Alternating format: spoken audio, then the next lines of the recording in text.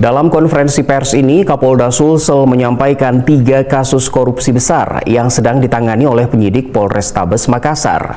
Kasus pertama adalah dugaan tindak pidana korupsi penyimpangan kredit modal kerja yang diterima oleh PT TKM dari Bank BUMN yaitu Bank BNI selama periode 2016 hingga 2018. Indikasi kerugian negara dari kasus ini mencapai lebih dari 60 miliar rupiah.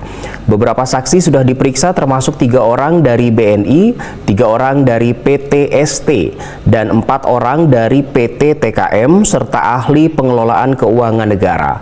Ekspos kasus telah dilakukan di BPKRI dan saat ini sedang dalam proses penghitungan kerugian negara. Sementara itu kasus kedua menyangkut penyalahgunaan dana hibah untuk pembangunan dan rehabilitasi Masjid Nurul Zikir yang berasal dari Sekretariat Daerah Kota Makassar tahun anggaran 2022. Indikasi total kerugian mencapai 2 miliar rupiah yang diduga dilakukan oleh panitia pembangunan masjid.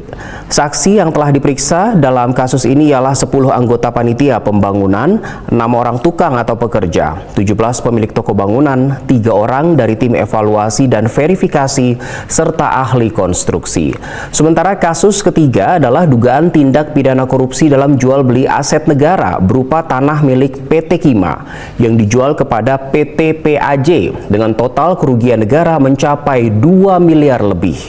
Direktur Utama PT Kima tahun 2007 diduga menyalahgunakan kewenangan dengan menerbitkan surat pengantar pengurusan sertifikat ke BPN yang tidak sesuai dengan perjanjian penggunaan tanah industri yang mengakibatkan kerugian bagi negara dan PT Kima. Dalam kasus ini polisi telah memeriksa 19 saksi dan 4 ahli yang meliputi ahli pidana, ahli keuangan negara, ahli pertanahan, tata ruang, serta ahli dari BPK Republik Indonesia.